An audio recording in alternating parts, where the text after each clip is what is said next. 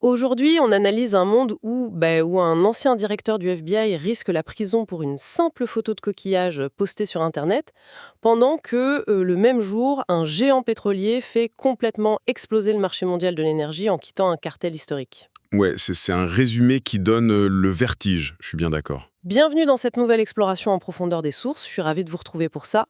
La mission d'aujourd'hui repose sur l'analyse vraiment clinique d'un document fascinant, à savoir le script d'une émission d'actualité nommée Florida Roundup, et elle est datée très précisément d'aujourd'hui, le 29 avril 2026. Tout à fait. Et l'objectif ici, c'est pas de faire une simple revue de presse basique. Ah non, pas du tout.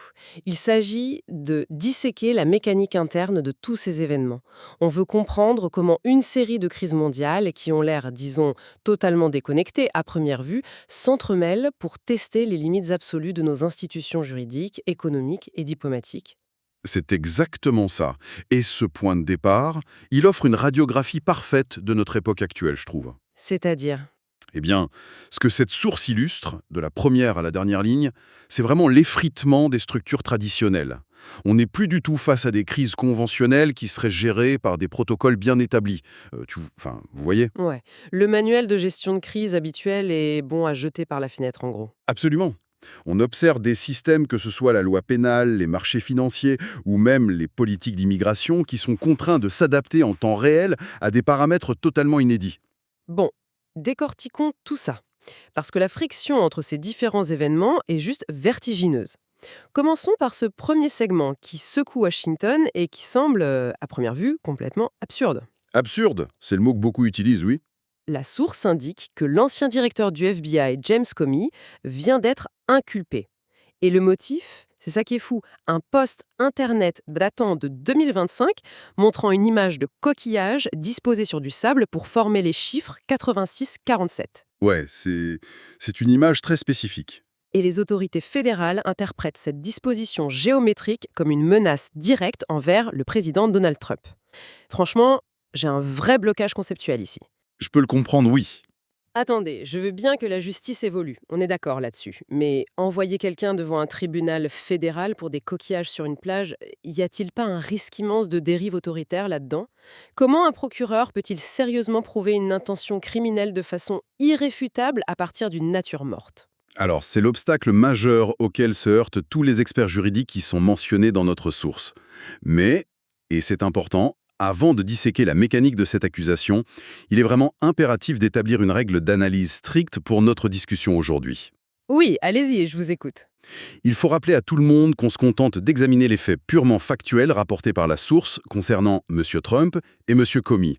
L'objectif de cette exploration n'est en aucun cas de prendre parti. Exactement. On ne valide pas, on ne condamne pas le bien fondé politique de cette affaire. Voilà, on est là pour analyser son impact sur la jurisprudence et la liberté d'expression en tant que telle. C'est crucial de le garder à l'esprit. C'est bien noté, l'approche reste purement analytique. En gros, on regarde comment fonctionne le moteur, mais on ne juge pas la direction de la voiture. C'est une belle métaphore, j'aime beaucoup. Mais justement, parlons de ce fameux moteur juridique. Parce que si de simples coquillages peuvent mener à une inculpation fédérale, la notion même de menace change complètement de définition, non? La clé pour comprendre ça, elle réside dans un concept juridique assez ancien qu'on appelle la mens rea. La mens rea. C'est du latin, c'est ça? L'intention coupable. C'est ça, l'esprit criminel ou l'intention coupable. Historiquement, pour prouver une menace, la justice s'appuyait sur des mots très explicites ou des actes physiques. Je vais faire ceci, je vais faire cela. Oui, une lettre de menace claire, un truc tangible. Exactement. Mais le droit s'adapte toujours aux méthodes de communication de son temps. Si on y réfléchit, prenons la mafia au XXe siècle, par exemple. Ah, la fameuse tête de cheval dans le lit. Ou plus simplement, envoyer un poisson mort enveloppé dans du papier journal. Ce paquet il ne contenait aucune menace textuelle. Aucun mot. Pourtant, le tribunal savait parfaitement interpréter le code implicite, la mens rea, derrière le poisson. D'accord, je vois où vous voulez en venir. C'est comme essayer de déchiffrer une pierre de rosette moderne, en fait. Un message cryptique sur Internet devient une pièce à conviction fédérale. C'est exactement ça. Ce qui se joue avec le cas Comey, c'est la transposition de cette logique mafieuse à l'ère numérique, surtout avec ce qu'on appelle la stéganographie. La stéganographie? Oui, c'est l'art de dissimuler un message caché à l'intérieur d'un autre message, d'apparence anodine. Et c'est devenu monnaie courante en ligne. D'accord, mais là on parle des chiffres 86-47. En quoi c'est un message caché? Eh bien, dans la culture anglophone, particulièrement dans le jargon de la restauration qui a glissé vers l'argot courant, le chiffre 86 signifie l'élimination, le rejet ou le fait de se débarrasser de quelque chose. Ah, le fameux 86 hit, oui bien sûr. Voilà. Et le 47 ferait référence au 47e président des États-Unis. Donc, le défi du procureur ici, c'est de démontrer que dans ce contexte très spécifique, cette image n'est pas de l'art conceptuel sur une plage, mais bien un code malveillant, ciblé. Non mais c'est fou. Donc la Cour de justice est obligée de se transformer en une sorte de panel de linguistes spécialisés dans l'argot d'Internet. Le danger ici, et je pense que beaucoup seront d'accord avec moi, c'est la subjectivité totale de la chose.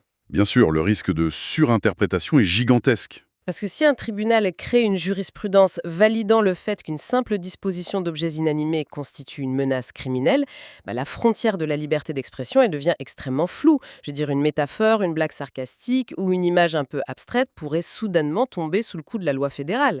Et c'est précisément la raison pour laquelle cet événement capte autant l'attention globale en ce moment. Il redéfinit carrément la sémantique légale de ce qu'est une menace.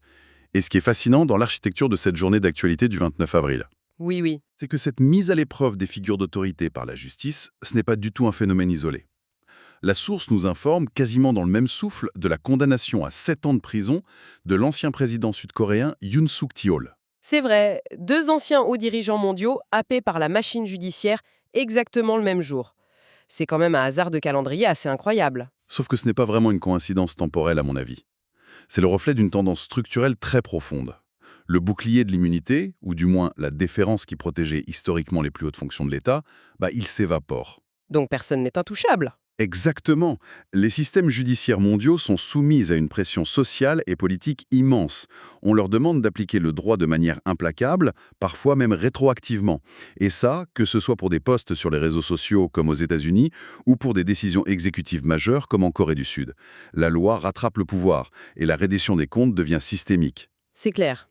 Ces frictions juridiques et politiques sont vraiment captivantes, mais elles ont quand même une fâcheuse tendance à déborder de la salle d'audience pour se répandre dans le monde physique. Oh que oui.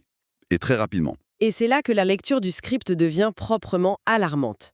Parce qu'on passe des débats théoriques sur le premier amendement américain à une crise ouverte, très concrète, sur le marché mondial de l'énergie. La transition est brutale, en effet. Le script mentionne l'appel du président Trump à l'Iran pour forcer un accord nucléaire rapide, dans un contexte où les discussions sont totalement lisées. Et en parallèle, la source décrit une tension qu'elle qualifie d'explosive dans le détroit d'Ormuz impliquant les États-Unis, Israël et l'Iran. Il faut vraiment visualiser ce qu'est le détroit d'Ormuz, pour ce qu'il est réellement dans l'économie globale. Un point de passage. C'est bien plus que ça. C'est l'artère jugulaire de l'économie mondiale. Un tiers du pétrole brut transporté par voie maritime transite par ce petit goulot d'étranglement géographique. Un tiers. Donc la moindre étincelle là-bas. Eh bien, lorsqu'une impasse diplomatique sur le nucléaire iranien s'enlise, la pression monte mécaniquement dans ce couloir. Ce n'est pas juste une simple friction militaire géolocalisée qu'on regarde de loin, c'est une menace d'asphyxie globale. Ce qui rend l'information suivante rapportée par la source absolument hallucinante. En plein milieu de cette poudrière dans le détroit d'Ormuz, les Émirats arabes unis annoncent qu'ils quittent officiellement l'OPEP à partir du 1er mai. Un véritable séisme. Non mais attendez, j'essaie de comprendre la mécanique de ce cartel avec une image simple. Dites-moi si je me trompe. C'est un peu comme un quartier où tous les enfants se mettent d'accord pour vendre leur verre de limonade exactement à 5 $. D'accord, je vous suis. Personne ne se fait concurrence, tout le monde maintient un prix artificiellement élevé. Mais soudainement, du jour au lendemain, l'un des enfants qui a le plus de citrons dans son jardin décide de quitter l'Alliance pour vendre toute sa production à 2 $. La panique doit être totale pour les autres, non? Cette allégorie de la limonade, elle est parfaite. Elle explique très bien la théorie des jeux qui sous-tend le fonctionnement d'un cartel. L'OPEP, ça repose sur l'équilibre très fragile du sacrifice partagé. C'est-à-dire? C'est-à-dire que les pays membres limitent artificiellement leur propre production. Ils renoncent à des profits immédiats très juteux pour soutenir les prix mondiaux du baril sur le long terme. C'est une stratégie classique de l'offre inélastique. Donc quand les Émirats décident de partir. La décision de faire sécession détruit la confiance fondamentale qui maintient ce système depuis décennies. Pourquoi partir maintenant? C'est la grande question. Eh bien, face au blocage diplomatique avec l'Iran et à l'instabilité régionale, un acteur comme les Émirats, qui dispose de capacités de production massives, choisit de maximiser ses parts de marché individuelles. Plutôt que de couler avec le navire collectif en quelque sorte. Exactement. Il refuse de dépendre d'une action collective qui semble sclérosée. C'est la fin du consensus et le déclenchement immédiat d'un choc de l'offre monumentale. Et la réaction en chaîne, on la voit dans les sources, elle est foudroyante. Les marchés financiers réagissent presque à la milliseconde près. Le Nasdaq Composite perd 0,9% et le S&P 500 baisse de 0,49%. Mais je suppose que c'est pas qu'une simple question d'investisseurs humains qui prennent peur derrière leurs écrans d'ordinateur en voyant les news. La psychologie humaine joue un rôle, bien sûr. L'anxiété est réelle. Mais la baisse quasi instantanée de ces indices boursiers, elle s'explique surtout par la mécanique implacable du trading algorithmique. Les fameux robots de la bourse. Voilà, les algorithmes financiers ne lisent pas l'actualité avec des émotions, ils ne paniquent pas au sens humain, ils lisent des probabilités de risque. Lorsqu'une institution stabilisatrice comme l'OPEP se fissure, et qu'en plus le détroit d'Ormuz est sous tension maximale, l'algorithme intègre la probabilité quasi certaine d'une guerre des prix du pétrole couplée à une instabilité géopolitique. Et donc, ils vendent tout. Les modèles mathématiques repricent le risque instantanément, ce qui déclenche des ordres de vente automatiques à travers tout le spectre du S&P 500, bien au-delà du simple secteur énergétique. Oui, parce que tout dépend du pétrole au final. Absolument tout.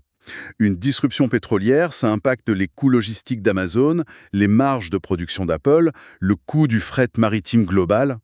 La chute des indices qu'on observe, c'est simplement la traduction mathématique directe de l'incertitude du Moyen-Orient appliquée à l'économie américaine. Et cette traduction mathématique, le pire, c'est qu'elle ne reste pas bloquée à Wall Street. Elle descend littéralement dans la rue, à la pompe à essence. Le script mentionne que le prix de l'essence aux États-Unis vient de franchir la barre hautement symbolique des 4 $ le gallon. Et c'est là que ça fait mal. C'est là que l'abstraction géopolitique, avec les Émirats, l'OPEP, tout ça, devient une réalité brutale. Les choix stratégiques d'Abu Dhabi concernant des quotas de production, croisés avec des manœuvres navales près de l'Iran, ça vient directement ponctionner le budget quotidien du travailleur qui prend sa voiture le matin. C'est la courroie de transmission immédiate, oui, de la macroéconomie pure et dure vers la microéconomie de monsieur et madame tout le monde. L'énergie, c'est le coût caché dans chaque produit, chaque déplacement, chaque bien de consommation que vous achetez. Un gallon à plus de 4 $, c'est énorme. C'est une taxe silencieuse, ni plus ni moins. Une taxe imposée par le désordre géopolitique sur le pouvoir d'achat quotidien des citoyens. Et ce pont vers l'échelle humaine, ça nous amène à la partie la plus, je dirais, vertigineuse de notre source d'aujourd'hui. Le contraste avec le reste de l'actualité. Exactement. Voici où cela devient vraiment intéressant. Quand on regarde ces milliards de dollars s'évaporer à la bourse à cause de l'OPEP, on en oublierait presque que les institutions d'État doivent, le même jour, gérer des crises à l'échelle de simples vies humaines, tout en projetant coûte que coûte une façade inébranlable. La fameuse raison d'État. La dichotomie qu'il est présentée par le script est saisissante. D'un côté, on a l'impression que le monde s'embrase. Des secouristes sont tragiquement pris dans des frappes israéliennes au Liban, on rapporte une attaque au couteau sanglante à Londres, un crash aérien en Australie. Et au milieu de ce chaos absolu, la source s'attarde longuement sur la visite d'État du roi Charles III et de la reine Camilla aux États-Unis. Avec tout le faste que ça implique. On nous parle d'un dîner à la Maison-Blanche, avec une petite touche d'humour royal, des sourires. J'ai du mal à concevoir le grand écart, honnêtement. C'est déroutant, c'est vrai. Pourquoi maintenir un dîner d'État fastueux, faire des blagues devant les caméras alors que le détroit d'Ormuz est sur le point d'exploser et que le marché pétrolier s'effondre? C'est pas un peu déconnecté de la réalité? C'est presque indécent, non? Je comprends cette réaction. Il est très tentant d'y voir une frivolité de dirigeants complètement déconnectés des réalités du terrain. Mais si l'on analyse l'anatomie du pouvoir de l'État d'un point de vue clinique, ces rituels diplomatiques remplissent une fonction structurelle qui est vitale. Vitalin, c'est-à-dire? La diplomatie royale, un dîner d'État de ce niveau, ce n'est pas un événement mondain. C'est un instrument d'ancrage psychologique. Imaginez un peu, dans une journée où les marchés financiers paniquent déjà à cause de la sécession des Émirats de l'OPEP, annuler une visite d'État historique à la dernière minute, ça enverrait quel message? Que c'est vraiment la panique à bord. Exactement. Ça enverrait un signal de crise majeure, de perte de contrôle, qui ne ferait qu'exacerber la panique algorithmique dont on parlait plus tôt. Les marchés plongeraient encore plus. Maintenir le protocole, le faste et même l'humour en apparence, c'est projeter l'image d'un appareil d'État qui est solide, capable d'absorber les chocs extérieurs. C'est un peu le keep calm and carry on à l'échelle géopolitique. C'est tout à fait ça. C'est affirmer, visuellement et symboliquement, que les alliances historiques occidentales demeurent inébranlables malgré la volatilité extrême du moment. Donc c'est une forme de théâtre diplomatique conçu pour rassurer les marchés autant que les citoyens. Et ça explique certainement pourquoi cette même visite royale inclut un passage solennel au mémorial et musée du 11 septembre à New York, un moment décrit comme hautement symbolique dans le texte qu'on étudie. Le mémorial du 11 septembre, c'est l'exemple parfait. Il cristallise la notion même de résilience après un choc asymétrique et destructeur. S'y recueillir publiquement, en période de forte tension internationale, c'est activer un levier psychologique très très puissant. C'est montrer qu'on a survécu à pire. Voilà. C'est une démonstration visuelle que les institutions survivent au traumatisme profond. Et ça offre un contrepoids cognitif face aux nouvelles tellement anxiogènes de la journée. Le besoin de stabilité institutionnelle est clair, on le comprend mieux. Mais, et c'est là le drame pour d'autres personnes, les institutions étatiques ne représentent pas du tout la stabilité, mais une ligne de crête entre la vie et la mort. Vous parlez des réfugiés mentionnés dans le document. Oui, le script de l'émission mentionne que la Cour suprême des États-Unis est en train d'examiner le TPS, le statut de protection temporaire pour les migrants en provenance d'Haïti et de Syrie. Donc au milieu de ce désordre mondial qu'on vient de décrire, on a un panel de 9 juges en robe noire qui tient littéralement entre ses mains le sort de milliers de familles fuyant des zones de guerre. Concrètement, comment fonctionne cette mécanique du TPS? Et surtout, pourquoi une chose pareille remonte-t-elle jusqu'à la plus haute cour du pays? Alors, c'est un mécanisme juridique passionnant et souvent assez méconnu du grand public. Le TPS, ou Temporary Protected Status en anglais, c'est fondamentalement différent du droit d'asile traditionnel. C'est quoi la différence principale? L'asile demande de prouver une persécution individuelle. Vous devez démontrer que vous, personnellement, êtes en danger. Le TPS, en revanche, c'est une reconnaissance bureaucratique et géopolitique globale. C'est quand on admet qu'une nation entière, comme la Syrie ou Haïti dans ce cas précis, a sombré dans un niveau de chaos, de désastre naturel ou de guerre civile, tel qu'il est humainement et logistiquement impossible d'y renvoyer des ressortissants. Donc le gouvernement américain suspend temporairement les expulsions pour ces nationalités-là et leur accorde des permis de travail. C'est ça. Le mot-clé étant temporairement. Donc ce n'est pas une solution permanente, c'est vraiment un gel de la situation imposé par l'urgence la plus totale. Exactement. C'est un pansement administratif face à un désastre humanitaire. Et l'implication de la Cour suprême dans ce processus, elle révèle toutes les tensions autour du pouvoir exécutif. Parce que les litiges sur le TPS tournent très rarement autour de la réalité de la situation sur le terrain, en Syrie ou en Haïti. Ils ne débattent pas de savoir si c'est dangereux là-bas. Non, tout le monde sait que ça l'est. Ils débattent de la mécanique du pouvoir. L'exécutif, donc le président, a-t-il l'autorité légale d'étendre, de modifier ou de révoquer unilatéralement ce statut pour des centaines de milliers de personnes d'un coup de stylo? Ah, je vois, c'est une bataille de procédure. La Cour suprême ne juge pas l'éthique ou la morale de la déportation de ces familles, elle se contente d'interpréter la lettre très précise de la loi sur l'immigration.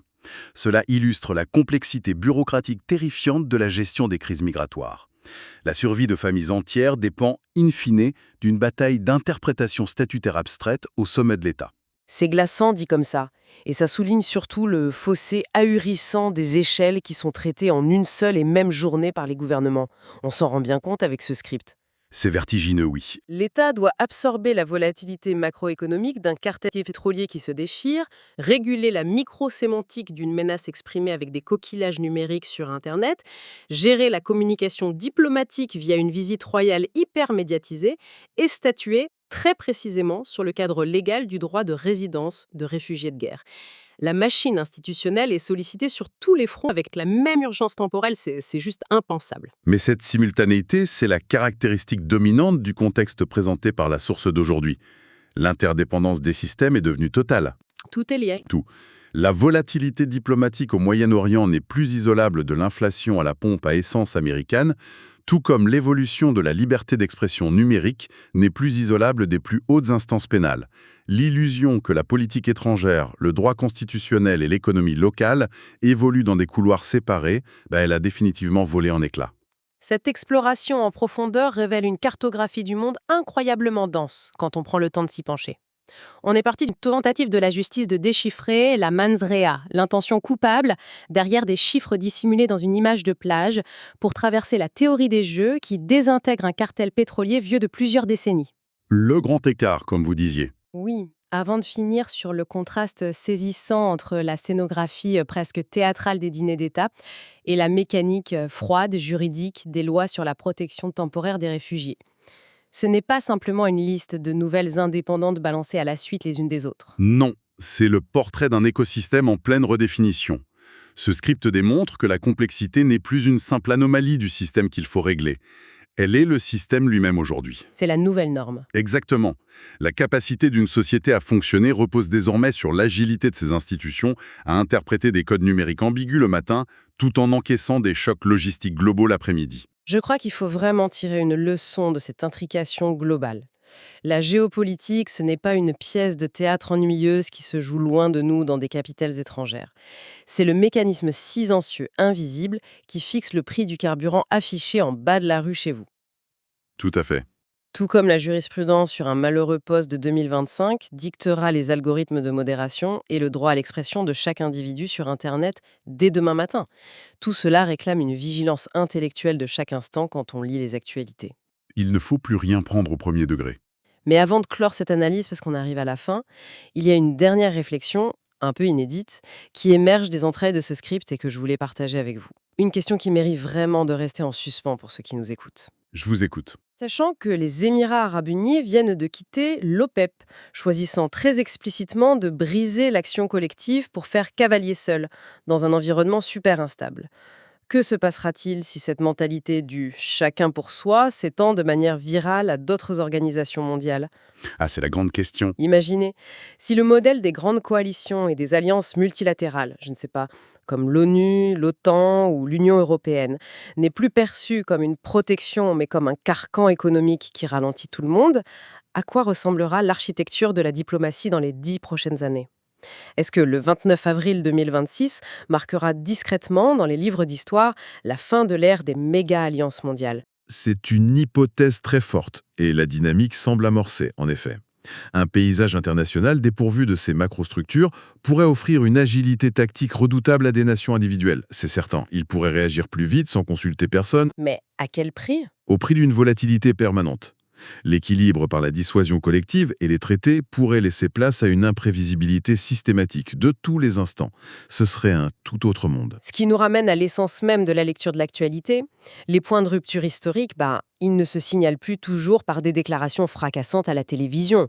Parfois, le basculement géopolitique mondial débute imperceptiblement, caché derrière une série de chiffres sur une plage virtuelle ou glissé en bas de page dans une discrète annonce de retrait d'un traité sur l'énergie. C'est tout le danger de l'époque. Il apparaît clairement que la compréhension du monde d'aujourd'hui exige d'aller bien au-delà de la surface des gros titres pour disséquer les mécanismes invisibles qui font tourner la machine. C'est ce qui conclut notre exploration en profondeur des sources d'aujourd'hui. Un grand merci pour votre éclairage. Avec plaisir. Merci à vous. Gardons tous cet esprit critique face au flux continu d'informations. À très bientôt pour une nouvelle analyse.